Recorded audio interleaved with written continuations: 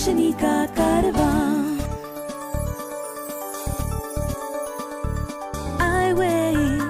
इस कार्यक्रम के प्रस्तुतकर्ता हैं Rajiv Gandhi foundation, Tech Mahindra foundation और स्कोर फाउंडेशन। रोशनी जो करती है अंधेरे को दूर, रोशनी जो लाती है दिल में नूर, रोशनी जो दिखाती है रास्ता। ये है रोशनी का कारवां। नमस्कार, आदाब। मैं सलीमा रजा अपने साथी अरशद इकबाल के साथ एक बार फिर आपका स्वागत करती हूँ आपके साप्ताहिक प्रोग्राम आई वे ये है रोशनी का कारवां में। दोस्तों, life is like playing a violin in public. वो कैसे? भाई ऐसे कि जिंदगी के इस वायलिन को बजाते तो रहना ही पड़ता है, लेकिन बजाते ही बजाते इसे सीखते भी जाना है ना? क्या कहना है आपका इस बारे में? बिल्कुल सही फरमा रही हैं आप सलीमा जी। मैं आपकी इस बात से पूरी तरह मुत्तफिक हूँ, सहमत हूँ। पर हर कोई अपने अंदर छुपी हुई ताकत को पहचान नहीं पाता, लेकिन जो पहचान लेता है वो कामयाबी की बुलंदियों को छूने में देर भी नहीं करता। जैसे एक साज से मुकम्मल राग का जो निकलना है वो उसकी कामयाबी का उरूज है। वही वालिन वाली बात आपकी है? क्या बात है अरशद। बात मैं शुरू करती हूँ और उसका दी एंड आप करते हैं, और वो भी इतने दमदार आवाज में। दोस्तों, शायद आपको याद होगा एपिसोड 17 में हमने आपको इंग्लैंड में खेले जाने वाली India England series of blind cricket के बारे में बताया था। ये सीरीज इंग्लैंड में 20 अगस्त से 26 अगस्त 2007 के बीच खेली जानी थी। क्यों अरशद, याद है ना? लो बात सलीमा जी, क्रिकेट से जुड़ी कोई भी बात मैं भूल नहीं सकता, और शायद हमारे श्रोता भी नहीं भूले होंगे। तो दोस्तों, आज इस इंग्लैंड इंडिया सीरीज और ब्लाइंड क्रिकेट के बारे में कुछ दिलचस्प जानकारी देने के लिए आज स्टूडियो में हमारे साथ मौजूद हैं हमारी इंडियन ब्लाइंड क्रिकेट टीम के कैप्टन श्री मानवेंद्र सिंह पटवाल। जी हाँ, मानवेंद्र जी 2004 से हमारी इंडियन ब्लाइंड क्रिकेट टीम के कैप्टन हैं, और इनसे बातचीत का सिलसिला आगे बढ़ाएंगे हमारे साथी जॉर्ज इब्राहिम। नमस्कार मानवेंद्र सिंह, आपका हमारे स्टूडियो में स्वागत है। नमस्कार। पहली बात, मुबारक हो, आपने 5-0 से इंग्लैंड को हराया। धन्यवाद। तो इस खास विजय सीरीज के लिए आपने तैयारी कैसे की? ये इंडिया टीम का फर्स्ट यूरोप टूर था, और इसके लिए हमने 6-7 दिन का कैंप किया दिल्ली में, और 18 की मॉर्निंग में हम इंग्लैंड के लिए डिपार्चर हुए, और 20 को हमने पहला मैच खेला। ये मैचेस मनविंदर कहाँ खेले थे? हमारे 5 मैचेस हुए, जिसमें से 3 रेडिच क्रिकेट क्लब ग्राउंड, एक मैच हमारा फैकेनम में था और एक मैच स्टडले में था। ये वुस्टरशायर के सराउंडिंग है, और जो हमारा एकोमोडेशन था वो सारा वुस्टरशायर में था। तो आप मैचेस के बारे में बताइए थोड़ा। एक बहुत रोमांचक जीत थी, और इंडिया टीम हमेशा 21 रही, शायद इसलिए कि यूथ और एक्सपीरियंस का फिर से एक अच्छा तालमेल था। इस बार हम कुछ नीतियों के साथ गए थे। जो वर्ल्ड कप में हमने फाइनल में हम हारे थे, उसके बाद हमने कुछ और कमियों को दूर किया, और इंग्लैंड टीम के कुछ खास खिलाड़ियों पर अपना टारगेट रखकर हमने स्ट्रेटेजीज बनाई थी।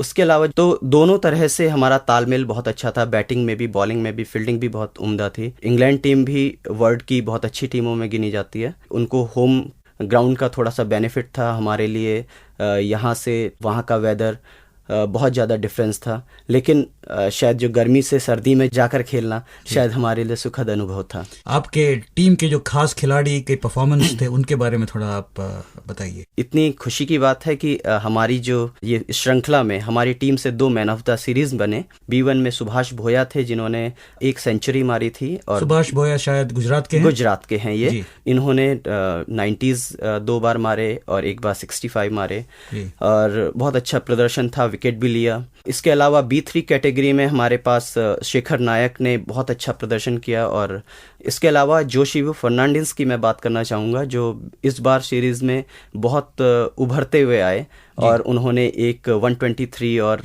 65 रन की एक मैच विनिंग पारी खेली थी। आशीष नेगी हमारे बहुत अच्छे एक ऑलराउंडर हैं, जिन्होंने बॉलिंग और बैटिंग, फील्डिंग खासकर में काफ़ी अच्छा प्रदर्शन किया। केतन पटेल और पुष्पराज जो आंध्रा से हैं। मेरा कहने का मतलब है कि पूरे इंडिया से जितनी भी हमारी टीम सेलेक्ट हुई थी, उनमें हर किसी ने अपना बेस्ट एफर्ट दिया और टीम की जीत में अपनी भूमिका निभाई। ये पाकिस्तान में एक खिलाड़ी था आपका जिसको ब्लाइंड तेंदुलकर तेंदुलकर कहा गया था। जब टीम को जरूरत होती है उनकी तो वो बहुत अच्छा प्रदर्शन करते हैं। उनका नाम है राजेंद्र वर्मा, जिनको ब्लाइंड तेंदुलकर कहा जाता है। और इस बार भी उन्होंने एक शतकीय पारी खेली और उसके अलावा उन्होंने बहुत सारे मैचेस में विकेट लिए। फील्डिंग में उनका कोई जवाब नहीं है। इसके अलावा दिलीप मुंडे हैं हमारे, जो महाराष्ट्र से आते हैं, तो उनका भी बॉलिंग और फील्डिंग में बहुत अच्छा योगदान रहा। एक बिशोरजीत हैं हमारे दिल्ली के, पिछले पाकिस्तान ट्रिप के बाद उनका दूसरा टूर था, बहुत अच्छा योगदान दिया। वहाँ के कुछ खिलाड़ी हैं जो जैसे एंडी पावर और रूरी फील्ड और नाथन फोए, जो नाथन फोए हैं वहाँ के बहुत ही बेहतरीन ऑलराउंडर में गिना जाता है। हमने उनको टारगेट लेकर मैचेस खेले थे और शायद उनका विकेट लेने के बाद हर मैच हमारे हाथ में आ गया। आपने जिक्र किया B1, B2 और B3 खिलाड़ी। मेरे सुनने वाले ये जानना चाहेंगे कि ये B1, B2 और B3 का मतलब क्या है? देखिए, ब्लाइंड क्रिकेट के अंदर हम जब 11 के कंपोजिशन में 3 तरह के कैटेगरीज के खिलाड़ियों को खिलाते हैं, जिसमें 4-3-4 का रेशियो होता है, जिसमें 4 खिलाड़ी ऐसे होते हैं जिनको बिल्कुल साइट नहीं होती है। ये B1 लोग हैं जी, ये B1 हैं, बिल्कुल देख नहीं सकते। और B1 प्लेयर्स को रनर दिया जाता है जो परमानेंट उनके लिए रनिंग करता है और 1 रन लेता है तो वो टीम के लिए 2 रन काउंट होते हैं। B2 जो प्लेयर होते हैं वो 3 खिलाड़ी होते हैं जो 2/60 तक जिनकी विजन होती है। अच्छा, यानी मतलब जो आम व्यक्ति 60 मीटर पे देखते हैं, ये उतना वो 2 मीटर तक देखते हैं। तीसरी कैटेगरी होती है B3 प्लेयर्स की, जो 4 खिलाड़ी होते हैं प्लेइंग कंपोजिशन में। ये खिलाड़ी 3/60 तक विजन होती है इनकी, तो 3/60 या 6/60? 3/60 to 6/60। तो मानविंदर, आगे बढ़ने से पहले एक गाना सुनते हैं, आपका पसंद का कोई गाना। जब कोई बात बिगड़ जाए, मुझे बहुत पसंद है। जब कोई बात बिगड़ जाए, जब कोई मुश्किल पड़ जाए, तुम देना साथ मेरा ओ हमनवा। जब कोई बात बिगड़ जाए, जब कोई मुश्किल पड़ जाए, तुम देना साथ मेरा ओ हमनवा। न कोई है न कोई था जिंदगी में तुम्हारे सिवा, तुम देना साथ मेरा ओ हमनवा। तुम देना साथ मेरा ओ हमनवा। एक और सवाल हम पूछना चाहेंगे कि आम क्रिकेट और हमारे जो ब्लाइंड क्रिकेट है, इसमें खास फर्क क्या होता है? केवल मेरे हिसाब से एक फर्क है, वो है अंडर आर्म बॉलिंग। उसमें भी जब बॉलर बॉलिंग करता है तो उसे 22 यार्ड्स की पिच में 11 यार्ड्स में एक मार्क बनाया जाता है, जिससे पहले उसे बॉल को टिप करना जरूरी होता है। अगर वो उसके बाद करता है तो वो नो बॉल काउंट होती है। अच्छा, शायद बैट्समैन को चोट ना लगे। और हाँ, एक जो सबसे बड़ा डिफरेंस है वो बॉल में साउंड होता है। उसमें बॉल रिंग्स होते हैं जो साउंड करते हैं, जिससे प्लेयर उस बॉल तक पहुंचता है। तो मनविंदर सिंह, ये ब्लाइंड क्रिकेट में फिजिकल फिटनेस का क्या स्थान है? क्योंकि आप साउंड पे बेस्ड होते हैं और आप साउंड को सुनकर आप बॉल पे मूव करते हैं। जब तक आप फिट नहीं होंगे, क्विक नहीं होंगे आपके रिफ्लेक्शंस, तब तक आप बॉल पे तुरंत नहीं जा सकते हैं। तो इसलिए ब्लाइंड क्रिकेट में फिटनेस का सबसे बड़ा हाथ है, फिर उसके बाद आपकी टेक्निक्स आती हैं। तो जो उभरते हुए यंग ब्लाइंड क्रिकेटर्स हैं, उनको आप फिटनेस के लिए क्या टिप्स देंगे?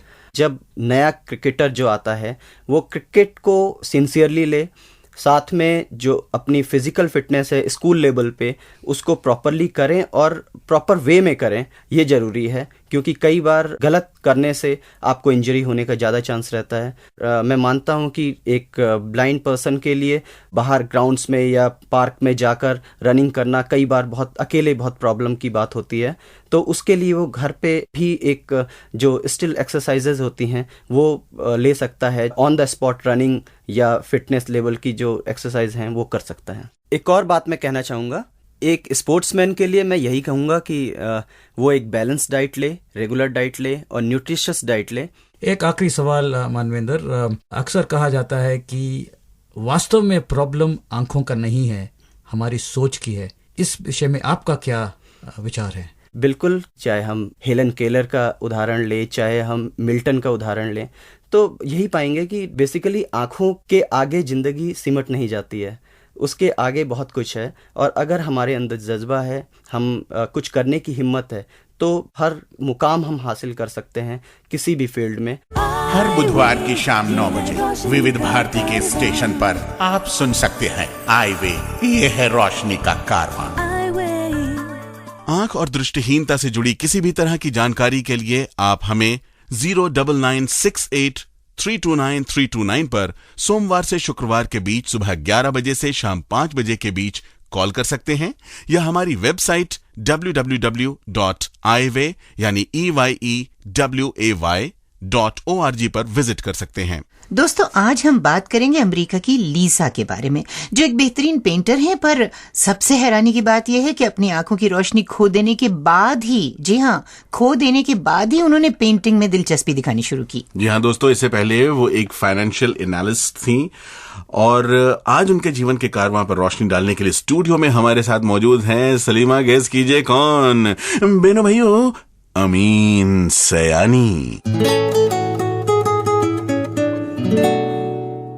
लीजा फिटिपाल्डी, ये वो महिला हैं जिन्होंने साबित कर दिया कि इंसान अगर ठान ले तो क्या कुछ नहीं कर सकता। 1993 में लीजा का करियर कामयाबी की बुलंदियों पर था। वो लगातार नई नई मंजिलें तय करती चली जा रही थी कि तभी एक हादसा हुआ और उनकी आंखों की रोशनी छिन गई। उसके बाद वक्त ठहर सा गया और उनका जीवन अंधकार में डूब गया। उनकी नौकरी चली गई और वो बेरोजगार हो गई। इतना सब होने के बावजूद उन्होंने हार नहीं मानी, दोबारा अपने पैरों पर खड़े होने की ठानी। एक दिन उनके पति उनके लिए वाटर कलर्स ले आए और यहीं से उनके पेंटिंग करियर की शुरुआत हुई। बिना किसी अनुभव के और बिना दृष्टि के वो इतनी खूबसूरत पेंटिंग बनाने लगी कि सब देखते रह गए। एक आर्टिस्ट के तौर पर धीरे धीरे उनकी लोकप्रियता बढ़ती गई और लोग उनकी बनाई हुई पेंटिंग्स को खरीदने भी लगे। लीजा की बनाई हुई हर पेंटिंग अनोखी होती है और अपने आप में एक कहानी बयान करती है। उनकी इसी खासियत के कारण उनकी कला को दुनिया भर की अलग अलग आर्ट गैलरीज में देखा जा सकता है। अमेरिका के कई जाने माने टेलीविजन शोज पर उन्हें आमंत्रित करके उनकी कला को दर्शाया जा चुका है। 1999 में लीजा ने द माइंड्स आई फाउंडेशन नाम की एक संस्था स्थापित की, जहां लाखों असमर्थ बच्चों को पढ़ाया जाता है और उन्हें आत्मनिर्भर बनने के लिए हुनर सिखाए जाते हैं। आज भी लीजा अपनी पेंटिंग्स के जरिए इस संस्था के लिए धन जुटा रही हैं, ताकि यहाँ पढ़ने वाले बच्चों का भविष्य सदा उज्जवल रहे। मौसम की अदला बदली में पवन गुलाबी हो जाती है।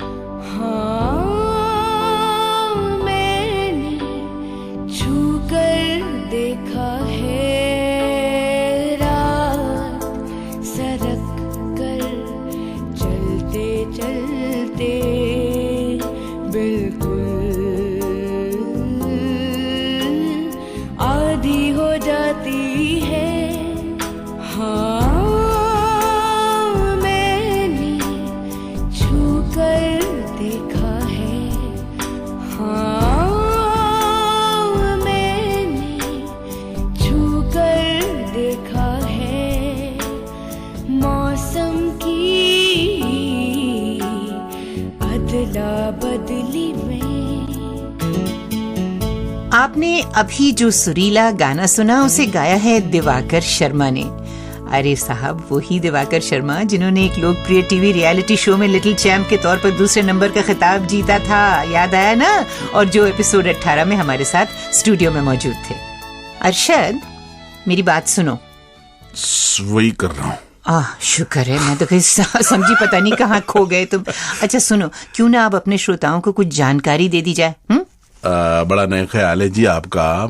और ये जानकारी देने के लिए हमारे साथ मौजूद हैं चित्रा गर्ग, जो पिछले 14 सालों से दिल्ली के national association for the blind में एक स्कूल टीचर हैं। जी जी जी, और जो आज हमें बताएंगी कि कैसे हम नेत्रहीन बच्चों के लिए शिक्षा की एक बेहतरीन शुरुआत सुनिश्चित कर सकते हैं। चित्रा जी से इस बारे में अधिक जानकारी के लिए आज फिर हमारे साथ मौजूद हैं हमारे पुराने साथी प्रणय गड़ोदिया।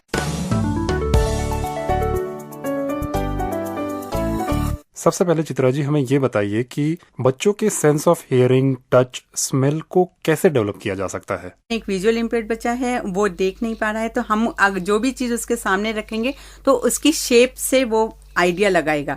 सपोज मैंने उसको फ्रूट्स काट के रखा सामने, अगर उसके सामने मैं एप्पल रखूंगी तो मैं उसको बताऊंगी कि एप्पल गोल होता है, एप्पल रेड कलर का होता है, उसकी शेप ये है। उसको मैंने काट के दिया तो उससे उसको उसका टेस्ट भी पता लगा उसके साथ में। अगर जैसे मैं सब्जी यहाँ करने बैठी तो मैं उसको साथ के साथ बैठ के बता से जा सकती हूँ कि टमाटर देखो ये भी है, टमाटर गोल है लेकिन ये सॉफ्ट है, और आलू भी गोल है लेकिन ये हार्ड है। तो उसको दोनों टेक्सचर में पता लग गया कि सॉफ्ट और हार्ड क्या है। उसकी शेप में भी फर्क पता। धनिया के पत्ते उसको पता लगा, उसमें उसको स्मेल भी पता लगी बच्चे को कि इससे जहाँ भी कहीं धनिया की स्मेल आएगी तो एकदम बता देगा कि ये धनिया है। उसी तरह जब हम नहाने बैठेंगे तो अगर साबुन है, अगर हमने बच्चे के लेके सिर पर डाल दिया शैम्पू और कुछ नहीं बोला तो उसे पता ही नहीं लगेगा, उसे मालूम ही नहीं है, तेल भी उठा के डाल लेगा। लेकिन अगर हमने उसे बताया है कि ये चीज़ ऐसी है, इसकी स्मेल आ रही है, ये शैम्पू है, इसके बाद ये हमने तेल लगाया, इसकी स्मेल कुछ अलग है, तो हम बराबर बच्चे को बताते जाएंगे तो उसको स्मेल में अंतर करना आ जाएगा और वो ये बता भी देगा कि ये गंदी स्मेल आ रही है, अच्छी स्मेल आ रही है। जैसे किसी सड़क पे जा रहे हैं, अब सपोज बाहर गंदा भी होता ही है तो स्मेल से एकदम बोल देगा यहाँ गंदा है, यहाँ साफ है, या किसी ने परफ्यूम लगाया है, बहुत अच्छी स्मेल आ रही है। छूने से भी बच्चों ने पता लगाया। अब हमने कपड़ा पहना है, सूट पहना है, उसका कपड़ा अलग है, सिंथेटिक है, साड़ी डाली है आज कॉटन की है, ये हार्ड हो रही है, ये बेटा इसमें कलफ लगी है, हार्ड है, बेडशीट बिछाई है, इसका कपड़ा मोटा है, टॉवल है, इसका कपड़ा सॉफ्ट है और अलग है। तो बच्चे को डिफ्रेंशिएट करना भी आया कि टेक्सचर में भी। तो घर में जितने भी लोगों की है आवाज़ सबकी अलग अलग है, उसी से आप एकदम कह देते हो दादी आ गई कि बाबा आ गए, कैसे आपने अलग अलग आवाज़ सुनी। तो और उससे हम ये अगर बाहर लेके जा रहे हैं तो भी हम रोड पे बता सकते हैं कि ये आप देखो ये मोटरसाइकिल जा रही है, ये कार जा रही है, इसकी आवाज़ ऐसे है, ये हॉर्न बजा है कि इसका मतलब आप अलग रास्ते से हट जाओ, आप बीच सड़क पर जा रहे हो। ये चीज़ें हम बच्चों को साउंड से और टच फील टेस्ट से ही बता सकते हैं। चित्रा जी, एक और सवाल। नन्हे बच्चों की रूह आज़ादी मांगती है, मोबिलिटी मांगती है, तो माँ बाप बच्चों को मोबिलिटी कैसे सिखाएं? सर, मोबिलिटी ट्रेनिंग मेरे हिसाब से हम इस प्रकार बच्चे के साथ कर सकते हैं कि अगर जैसे हमने रूम में बिल्कुल सेंटर में अगर एक टेबल डाल दिया है तो नेचुरली है वो बच्चे को टकरा जाएगी। और अगर तो हमें भी पेरेंट्स को इस तरीके से ध्यान रखना चाहिए कि सेटिंग किस हिसाब से किया जाए थोड़ा सा। और जब बच्चा चल रहा है तो हमें बच्चे को रास्ते उसके हैंड्स का थोड़ा सा क्लू देना है कि आप इसको टच करके देखो कि ये आपको इधर आपको सपोर्ट मिलेगी, इसके बाद आपको डोर मिलेगा, इसके बाद आपको बाहर जाना है तो आप थोड़ा सा सपोर्ट लेते हुए जाओ, टच करते हुए। या फिर हम ये भी कर सकते हैं कि पेरेंट्स को शुरू में बाहर जाना है तो बच्चे को आइडिया रहे कि यहाँ से रूम से लेके बाहर तक के जाने के लिए तो एक साउंड किसी भी चीज़ का दें और उसके वे क्लैपिंग साउंड ही दे सकते हैं कि क्लैपिंग करते जाएं और आओ बेटा आओ, तो उससे बच्चे का डर अंदर का निकले हाथ में, तो वो आराम से चल सकता है। और अगर स्टेयर्स से चढ़ना है तो वो स्टेयर्स को टच करता हुआ, वॉल को टच करता हुआ ऊपर जा सकता है। ऊपर जाने पर दो तरह की टेक्निक हैं जिनको हम यूज़ कर सकते हैं बच्चे को कि दोनों हाथ सामने करके करना है और एक हाथ नीचे हाथ और एक ऊपर रख के पोजीशन में बनाकर बच्चे को चलना है। क्योंकि होता है छत पे बच्चों के हम लोग कपड़े सुखाते हैं, डोरियां बंधी होती हैं, अगर बच्चे को एकदम सामने से टकरा जाएगा, उसको किसी भी पार्ट पे चोट लग सकती है। अगर उसने पोजीशन हाथों की बनाई हुई है तो उसको कोई चोट नहीं लगेगी। तो इसका मतलब यह है कि भले ही बच्चा दृष्टिहीन हो, अगर उसकी सही तरीके से परवरिश की जाए तो वह भी एक काबिल इंसान बन के माँ बाप का नाम रोशन कर सकता है। पापा कहते हैं बड़ा नाम करेगा, बेटा हमारा ऐसा काम करेगा, मगर ये तो कोई न जाने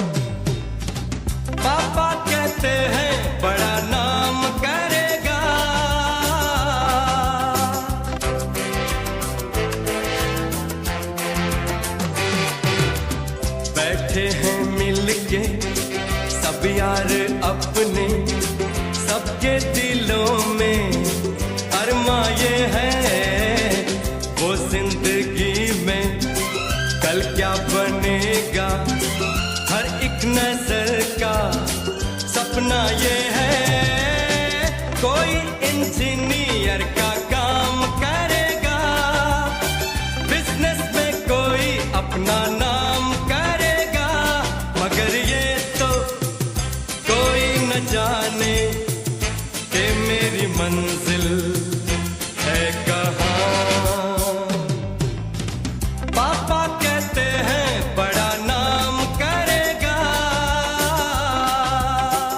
चित्रा जी, घर में बच्चों को इंडिपेंडेंट बनाने के लिए क्या आप कोई टिप्स देना चाहेंगे?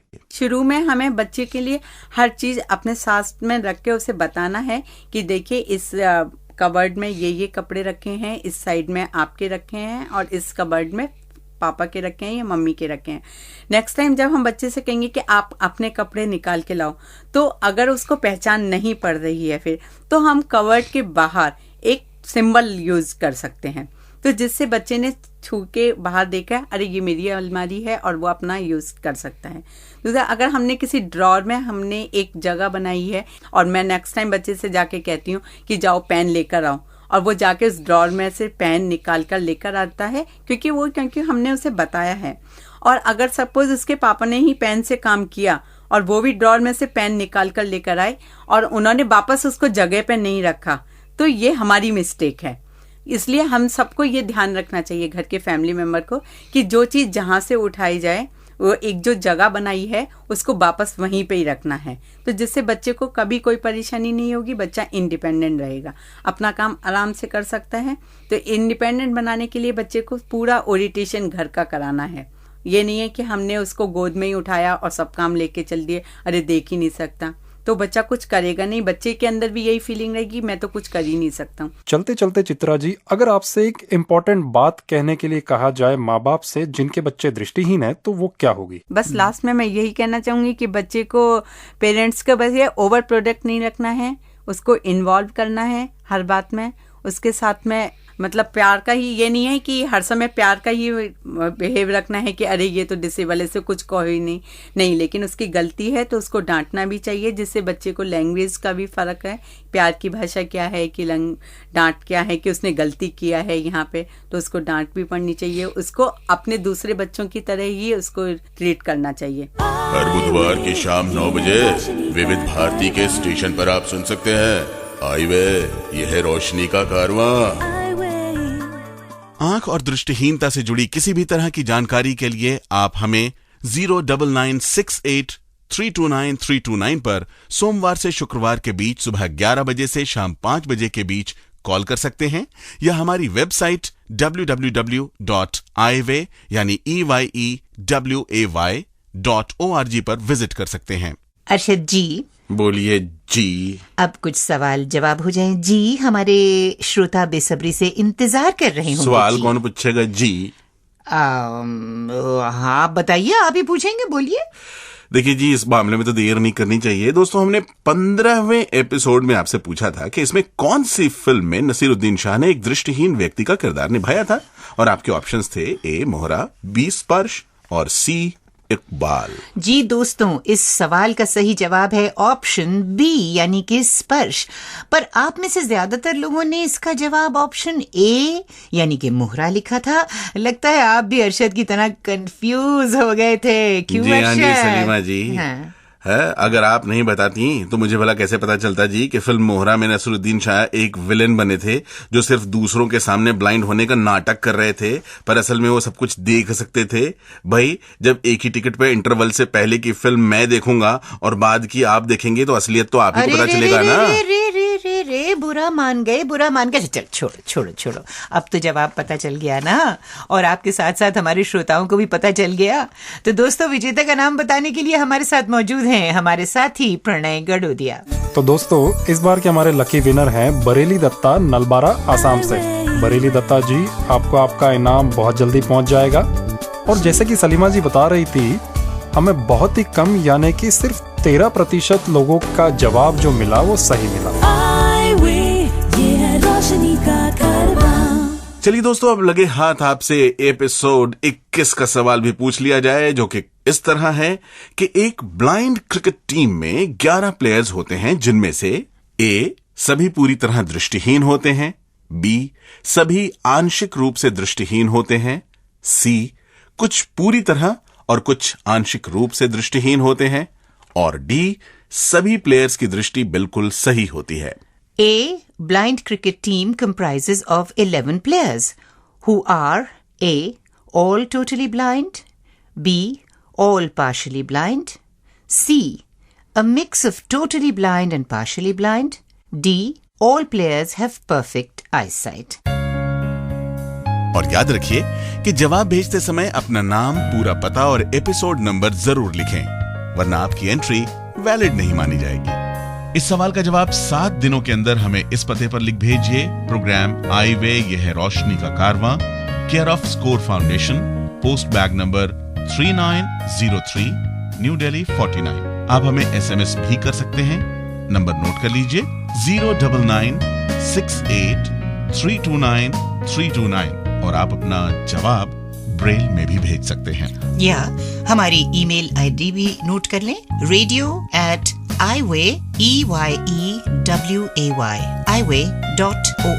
पर लिखिए।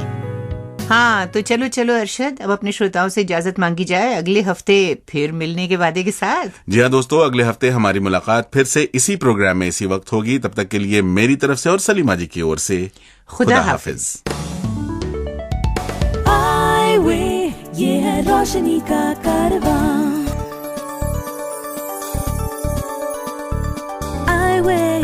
इस कार्यक्रम के प्रस्तुतकर्ता थे Rajiv Gandhi foundation, Tech Mahindra foundation और स्कोर फाउंडेशन। ये है रोशनी